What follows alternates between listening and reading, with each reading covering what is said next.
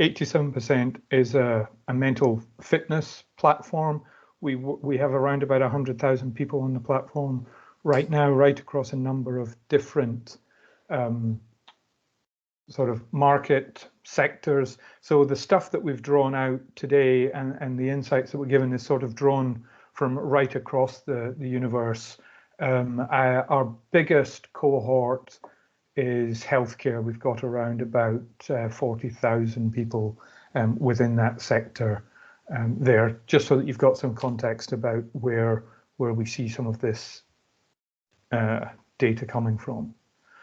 The first thing that I wanted to establish is, and this is from some of the work that we did earlier, well, actually, late 2019 and then into the pandemic. And I really wanted to just establish that connection between engagement and mental health. When people feel fitter, they are more engaged.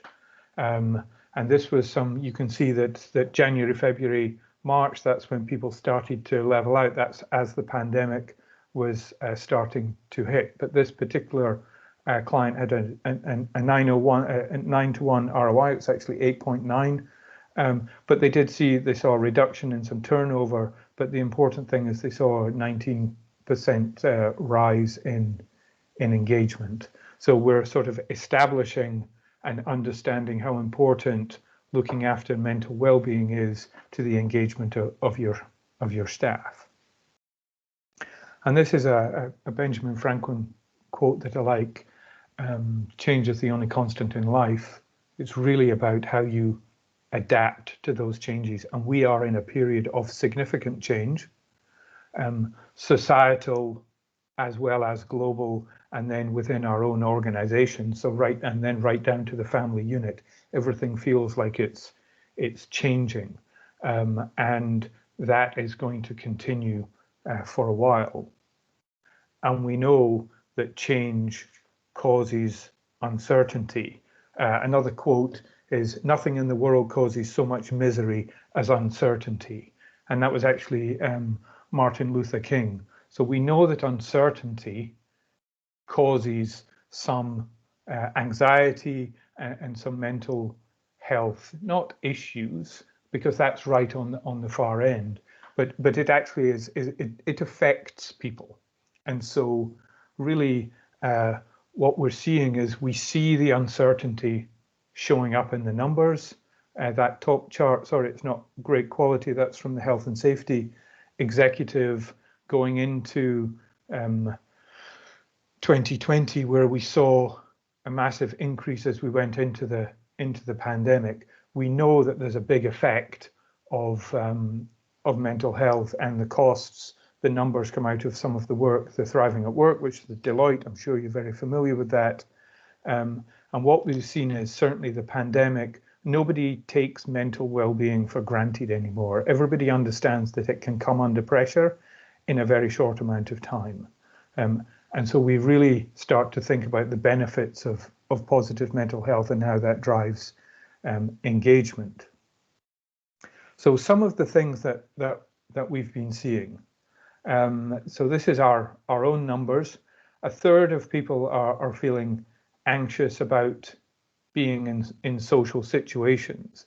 There is still quite a positive cohort of people who are actually just really can't wait to get back into social situations. We want to go back to the pubs and restaurants, but still this cohort of people who are still not feeling so comfortable with that. And actually it's the younger people who are more concerned about this. I'm just going to read a quote. We have some researchers on staff, and they had workers in the 18 to 25-year-olds are 40% more likely to be struggling with symptoms of depression, 26% more likely to be anxious on a regular basis, and 31% more likely to have difficulty sleeping, and 63% more likely to have difficulties managing their work-life balance.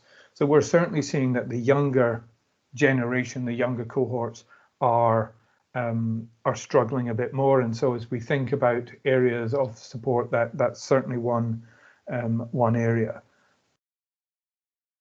half of people believe that working life will get harder post-COVID. They've got into a routine now, and 41% are not making any social plans at the moment. This research was carried out not that long ago, maybe about 6 weeks ago. So at that point, easing of lockdown was perhaps not as close as it was now, but certainly we saw a lot of people stepping back from some of those social areas. But what we believe is you can make managing uncertainty a competitive advantage. If you're looking at because uncertainty is going to be with us for a while.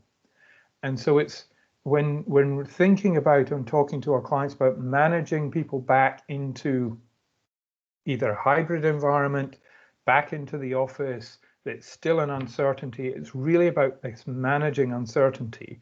And then how do you do that from the point of view of just allowing individuals to manage that uncertainty, because it's actually it's a skill that you can teach. Peter Drucker, if you can't measure it, you can't improve it. This starts to get at the fundamentals of our belief as an organization and the work that we do with many of our clients. Measuring mental fitness is sort of the core of what it is that we're trying to do.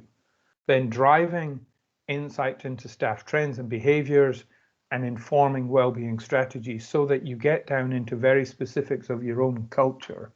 You're not speaking in generalities anymore. You're speaking about the specifics, because culture, the market you're in, your competitive situation, they will all have effect on, and then the uncertainties of the environment we're in, they all have an effect on your staff. So data underpins everything that we do, and this is how we drive some of this data. Everybody that is on our platform goes through and receives a confidential score in each of 35 subdimensions. So we use this, we aggregate this up and then talk to the organization about it. So each organization gets a very unique profile of what it is that their organization, their culture, their leadership is driving. So as we underpin that, what we see is this is our data. So this is, I think this is drawn from about 15,000-ish completed profiles on the platform, and we are all on this spectrum somewhere. This is the spectrum of your organizations. And I'm somewhere in the mean here is 64. I'm just slightly better. My score today is about 68. And what we see is a lot of the services in the market is really focusing in on that lower 20% that really need support, and that is critical. Must support those people who are struggling. However, there's 80% of people who need a little bit more. So and you want to be able to manage those individuals. So support the people who need it. Help those people who are in your core 60%, give them knowledge, give them tools, self-improvement, motivation, make sure that they have progress, and then sustain into that 20%. That's really where many of us want to be. And the trick and the thing that we're really working at is we're really working with our clients to move that cone, move that peak over to the right, so that your entire workforce becomes healthier. Think about it from a physical health point of view. You don't just put insurance in place, but you have gym membership, you have nutritional things that you're doing, you've got cycle to work. You really, you might be doing Virgin Pulse and talking about ways in which you get physically fitter. Really important that we enable organizations to get mentally fitter. You will get more creative, more innovative. You will have better employee engagement, and you will actually start to see lower rates of turnover and lower sickness payment as well. So that's kind of what we're suggesting. We believe that actually mental well-being should be part of your leadership offering. It should be something that you say, if you work for company X, you will get taken care of. We know that that's important for younger cohorts. So first of all, the 3 steps is know where you are, get your baseline in. I liken it as you wouldn't go on a diet without stepping on the scales on day 1. You wouldn't plan a trip without knowing where you were. It's really important to know where you start, but not in generality, but your organization, your working practices. And we will help establish those kinds of things. But even if you're doing client surveys, if you're doing anything, just make sure you know where you are. Teach the fundamentals, self-care, all staff, all managers, because at the end of the day, as individuals, we are responsible for our own health. But organizations can really help people access that by teaching them the fundamentals. And then create your processes, your permission to challenge where perhaps there was not permission before. Create an environment for continuous improvement. That's really for the individual about sport and fitness, sharpening the saw, maybe doing some gamification, keeping them engaged, just making sure that they know what to do. And then for the organization, insight and action, communication and permission, really important to help get into a new working way, but have that as a leadership offering so that people know when they work for your organization that their mental well-being will be taken care of. So that's sort of how we look at that. We do offer an ecosystem. This is ours, but you can have your own. We constantly look to educate or inform through mental well-being publication. They actually go out weekly. It just breaks down the stigma for those people who are not quite, tends to be some of the older generation, actually not quite ready to dive in or not quite sure what this thing is about. It's a general introduction. We've got education and training. Then there's this sort of personal app, which is where you can get your score and everything else, coaching, motivation, and then showing that progress.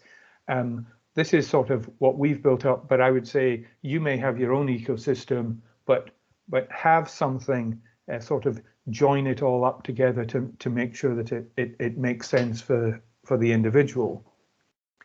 Get that organizational learning in place if you can from your engagement surveys.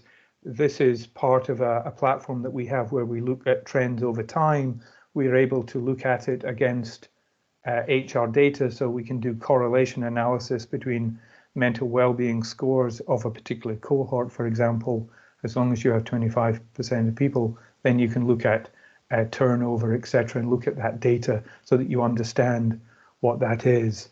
And then I'll kind of look a little bit into, this is actual data from one of our clients. It's the Royal College of Emergency Medicine. They're very kind to let us share this data.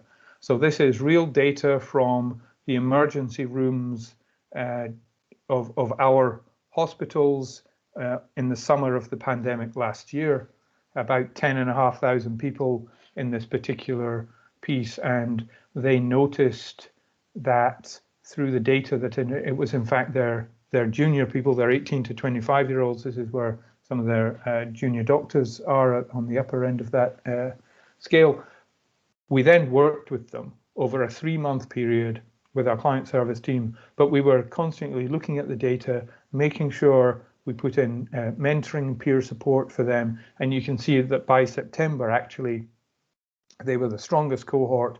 We then started to go into the second peak, and we've done 2 more campaigns with this particular client. But just giving you an idea of how you can identify specific areas within your organization and show that, so that it's very specifically recognizing what's going on. So we're sort of looking at that data side. And then just to sort of wrap up, promise to take kind of 15, 20 minutes just to present some of the ideas that we got. Kind of the key takeaways is sort of just know where you start. Just know where you're at right now, particularly as you're moving back in. establish a basic understanding of self-care and management, sort of managing responsibility. These actually teach, a lot of these are about teaching uncertainty and how to cope as an individual with uncertainty, because if you can help individuals deal with that environment, knowing that things are not certain, then actually you're sort of hybrid, bringing people back to the office. You're just teaching them the skills to be able to cope.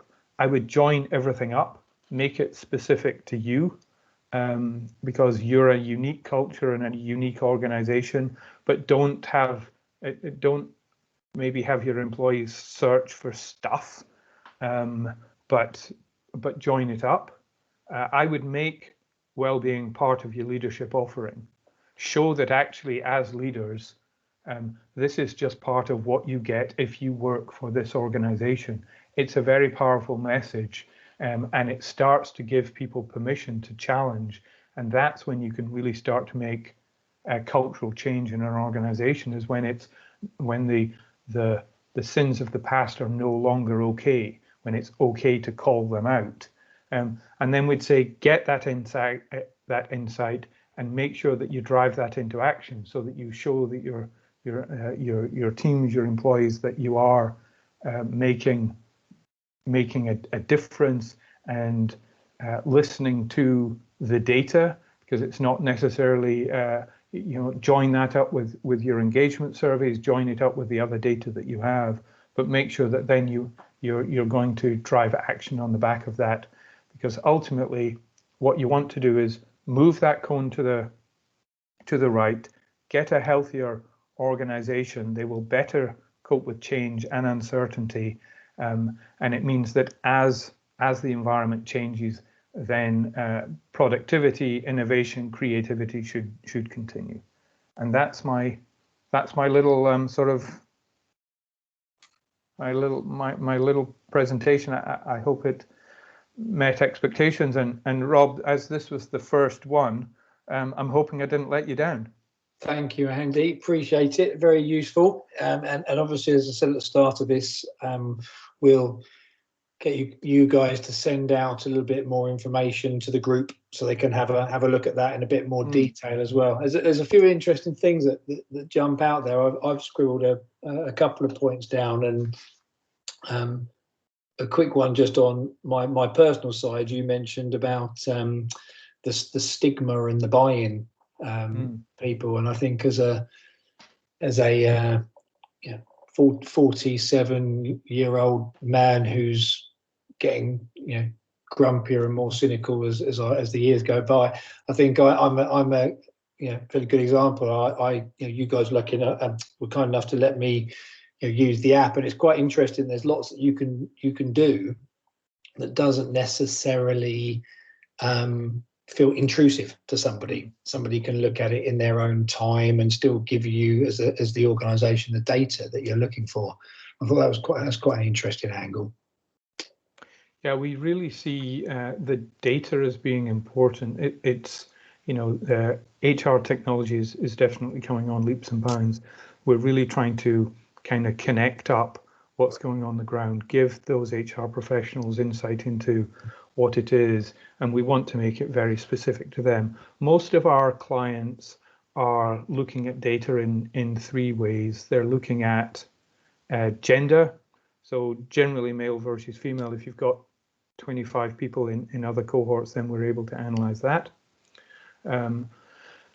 Age group, certainly, Rob, and most people want to understand the age group because their leadership tend to be older, and therefore there's potentially a gap there. And also location, seniority.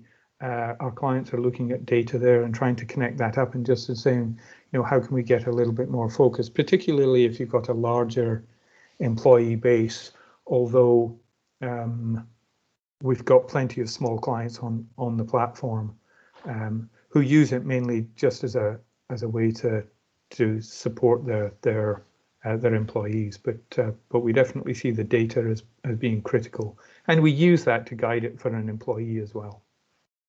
Thank you. And a quick one also. I noticed that another comment there: 50% feel that working life will get harder. And I think, Kate, if you are there, I don't, it sort of links in, I think, quite well to a question that you were kind enough to put to me. I don't know if you've got that there or you need me for it, but hopefully you've got. Oh, you were very kind and messaged me with it because I didn't have to ferret around in my email. Thank you. Yeah, I suppose, well, actually, you've answered quite a lot of it already. So my first bit of the question was very much around communicating and uncertainty and how we help people with that. But I suppose specifically, particularly when we're talking about hybrid working, which I'm guessing certainly in the short to medium term is what the majority of us are be looking at. I'm interested in how you feel we can help our organisations build engagement and well-being when some people are around and some people aren't.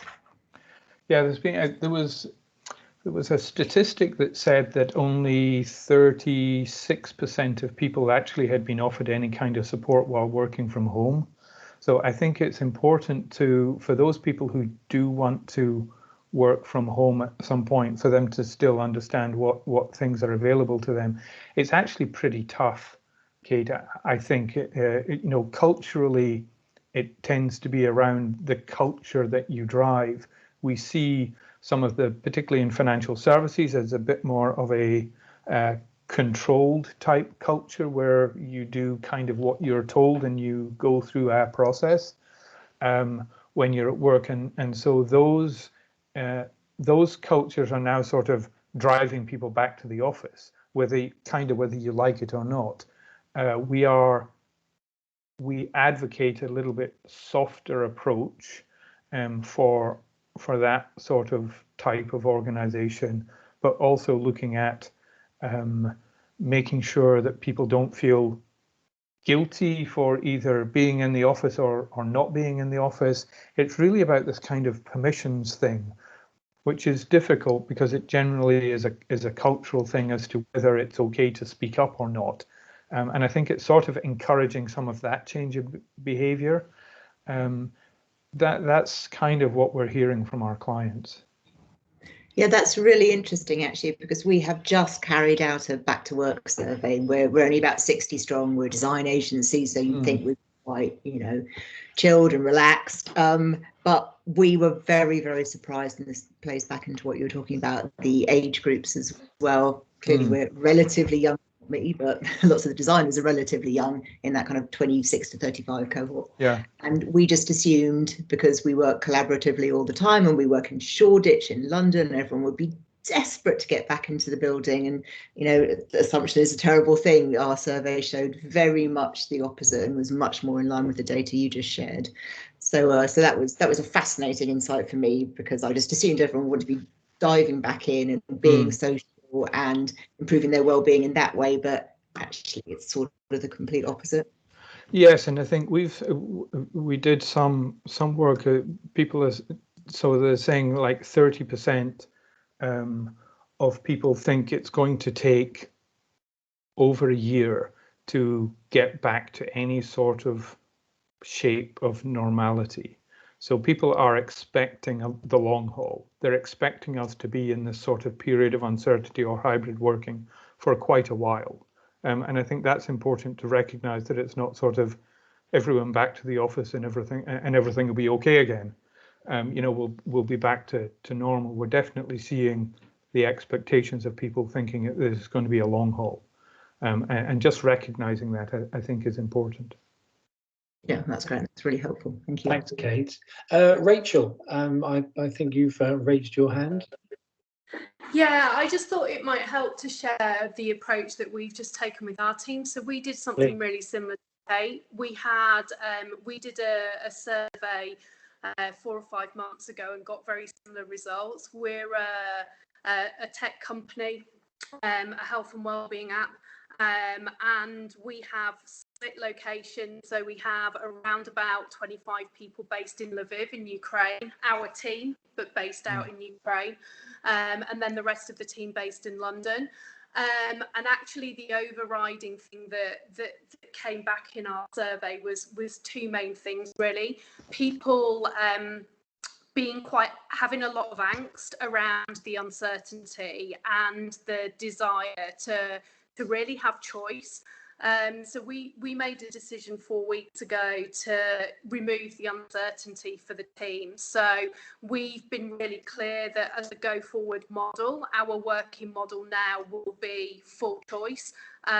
So work from home, work from the office, work where you like, but you're responsible, make the decision, and determine where you want to work. And the feedback that we have had by giving people that choice and putting them back in control has been amazing in terms of engagement levels and, the dialogue that's generated between the team and the choices they'll make. And people undoubtedly will come into the office, but giving them that power to make the decision for themselves as and when required has been a massive thing for our team. And I think, and so it sounds like you did exactly the right thing by driving that from the top. If that's supported from the senior teams, then actually what you want to make sure is that as that goes forward, your sort of middle managers, it's okay if they're saying, well, actually, I know what they said, but we need you in the office. Create that permission to kind of challenge that and say, well, actually, this is my right, and it's sort of making sure that the leadership gives that message, and you create that environment for people to say to be okay about challenging it when they see maybe some behavior that's not consistent. Yeah, we absolutely will do that, and we've got really strong buy-in from the leadership and management team at the moment. So yeah, you're right. It's keeping an eye on that going forward. But good point. That's good. Sounds like you're doing the right. Lauren, would you like to step in? Yeah, I was just going to say, so I work in a financial services organisation. So as you mentioned, they prefer boundaries and parameters. It's less of a do as you will. And we have had to work a long time with leadership to say, actually, you have to do this because the expectation and the talent that you're attracting and you're trying to retain in your organisation have this expectation now that there should be flexibility. So one of the things that we've done is kind of created charters per teams. So we've given them those parameters, but then said to the team, like, talk to your team, talk about the type of work that you do as a team, what needs to be done in an office environment, and then create the flexibility kind of around that. So, and I think our view, I know you mentioned there that kind of there's going to be this longevity of hybrid working, but actually where we're coming from is if we use this, I hate to say it's an opportunity because I hate to put anything as an opportunity in this environment, but almost as the platform to change our ways of working, then actually we can continue to work like this in the future, not just for during the kind of return to the office phase. We can actually change our behaviours and our offering of flexibility to our workforce. Yeah, we would see it absolutely as an opportunity. Change presents opportunity to improve things. So I wouldn't shy away from that word at all. This is clearly an opportunity to help people and to improve things. And yes, we've seen actually there's a couple of our more structured clients. We work with the Scottish Police Force, for example, so we support the 25,000 men and women north of the border, and they do a very similar thing. What they do is they empower those kind of middle layer leaders to be able to set exactly what you're doing, which I think is really strong. It gives those people parameters, but then allow them to manage within those tram lines. And that's exactly what they're doing north of the border, because they're also in an environment where they're used to having very command and control. Now they are working, obviously most of them are out on the beat, but I think what you outline is exactly what they're looking for long term. So I think you're on the right track. It's interesting, isn't it? Because some of these comments, I keep seeing so many of these posts on LinkedIn. Everyone's doing the same one, aren't they? What flexible solutions are you giving? 1 day from home, 3 days from home, all in the office, which, as I keep saying, aren't flexible. They're options. I think hearing comments there, like from Rachel. Did you say your choice or flexible choice? Full choice. You called it.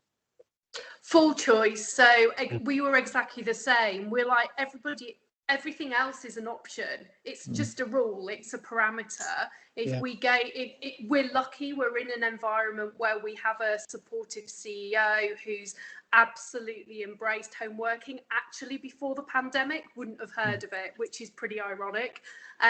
But now for us, it is about full choice and giving people that control to remove the uncertainty for them as our go forward model forever. That's our intention.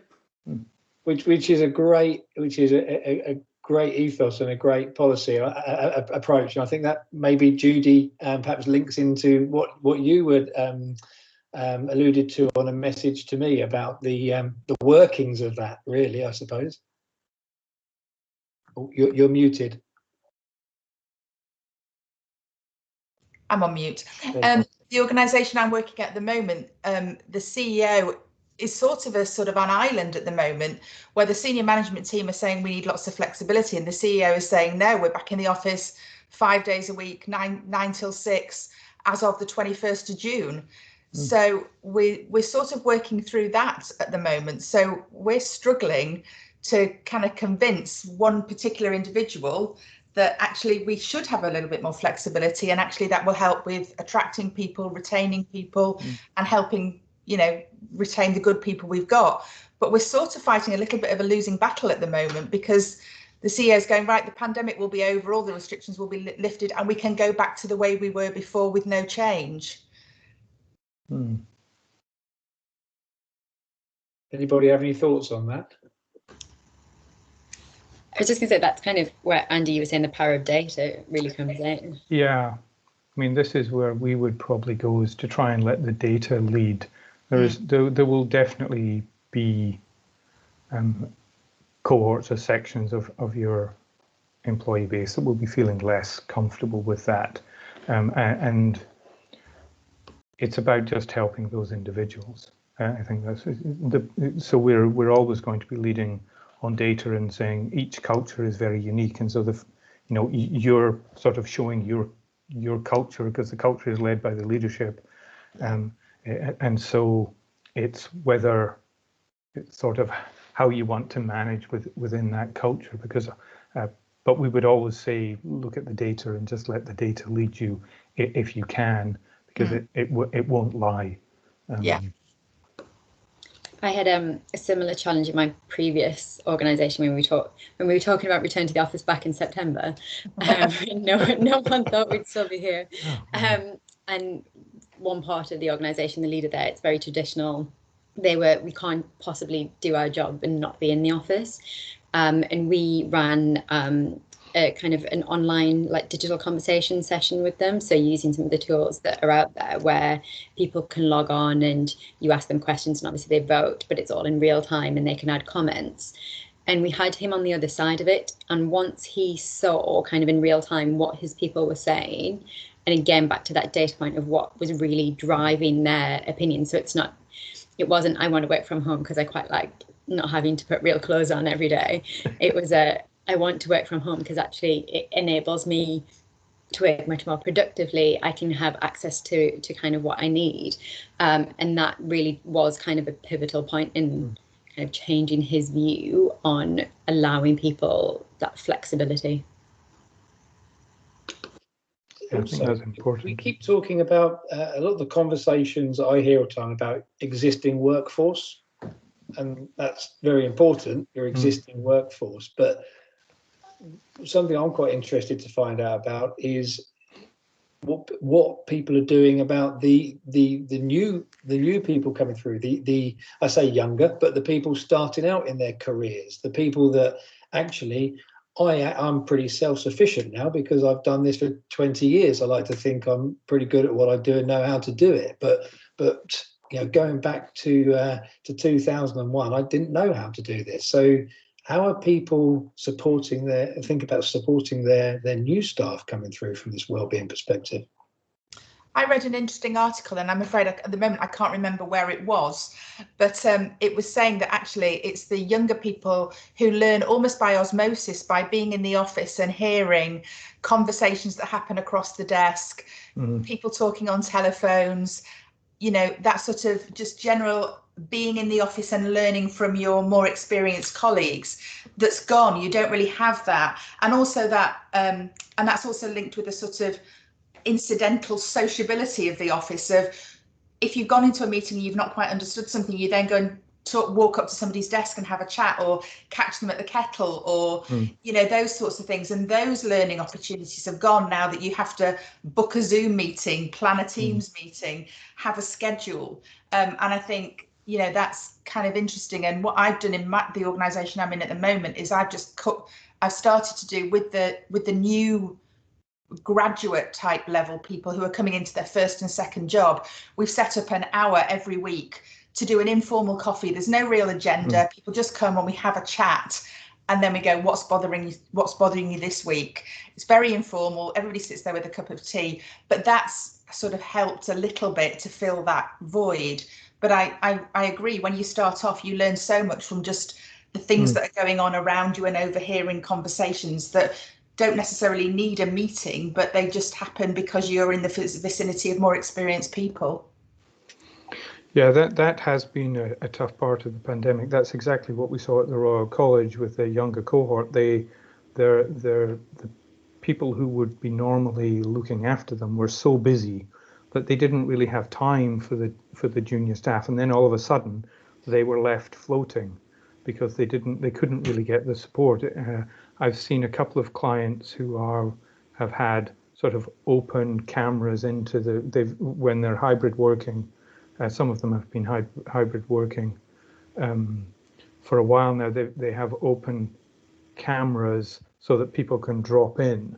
Either they'll just have either in the office or actually just at home, so that people can just drop in and out. And so they've got like a room that people can go in where they just go to get some of that social interactions, and where they can maybe have some of that piece. So people are trying to address it, but it's definitely an issue. I was going to echo what Judy said in my experience, really, and having seen some CEOs really use that point as justification for getting back. You know, how do you recreate that in a different way? And how do you make sure that you're not, particularly for younger people or people in perhaps new roles, how you don't cut that learning out of their experience? So I echo that completely. In my last organisation, that was quite stark. So in the middle of last year, where people were realising that the pandemic obviously was going to be here for a while, it was quite interesting how some teams were very deliberately taking steps to recreate some of that social contact. So whether it was, you know, informal coffee chats, those sorts of things that would bring people together, and of course new starters would be part of that. But equally, in the case of my team and others, how that sort of started in a booked and a formal way and then gradually fell away. So there must have been a lot of difference across organisations about practices that became better, where people thought quite mindfully about what was happening on in those areas, and others where definitely that social contact and that peer-to-peer learning just fell away because people weren't conscious of its importance. So yeah, I've certainly seen that as a factor. Yeah, and where we come from is look at the data, but then also if you are putting in some new initiatives, some investments, then you actually want to know if they're working or not. So you want to know whether to double down on any of them or to remove them and to put your hard-earned cash somewhere else. So that's why we say, look, let the data kind of show you if something's working, because if it's not working, save your cash and spend it somewhere else. So that's why we really focus on the data, because you'll find out what's working. Thanks, Andy. I think perhaps just as a close to this, might be quite interesting to find out speaking about initiatives, what ideas people may have that they're willing to share. So, because there's obviously straightforward things, and we talk about flexible work and things like that, but ultimately, with the conversation around this is focusing on people's well-being and their mental strength at this time. If I can give you an example, it's a company Okta. They're a cloud-based company, and I appreciate different industries and different companies have different styles and cultures, but these guys, I know them, and I keep seeing them pop up on LinkedIn with messages. And the other day they had their meeting. They were all making pizzas at their own houses, and it wasn't a formal meeting. Judy, it was very much like your example of let's just have a share together. But they were you could see the fun and the enjoyment in the interaction on the varying qualities of results that they were getting. It's team building from many miles apart. So be really interested what initiatives or approaches people are taking. That pizza, there's actually an organization, I think it's called Pizza Box, but they will deliver the ingredients to all of the members of your team so that you can to enable those kinds of things. It's really interesting. There are some great business models coming up to support exactly that kind of stuff. So good that that's the second or third story I've heard about pizza making as a team event.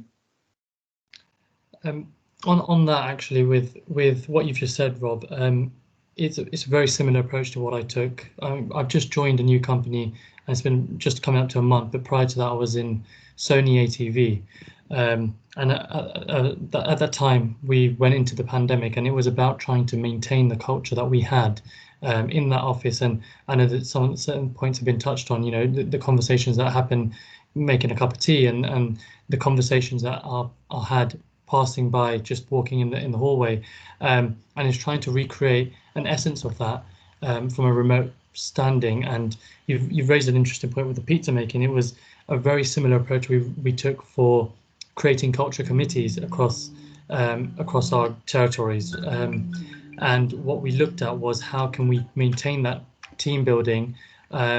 We looked at cocktail making. We looked at how we could utilize Zoom, but in a different way than just sitting in front of your laptop and talking at someone, and trying to recreate some sort of cultural aspects. When the offices were open, we could go down to a pub quiz, or we can go down to the park and maybe have a picnic or something, but it was trying to recapture that, but from a distance. So we implemented these culture committees to target exactly that. Many ideas looked at food. I think food was a big one, especially during lockdown, and alcohol was another one, which, you know, was always going to be the case. But it really, we saw the difference that it made, because it wasn't just people sat in front of their laptops and only meeting to have conversations about work. It was, you know, now we're in front of the laptop and we're going to do something a bit more enjoyable, a bit more inclusive, a bit more, you know, bringing the team together.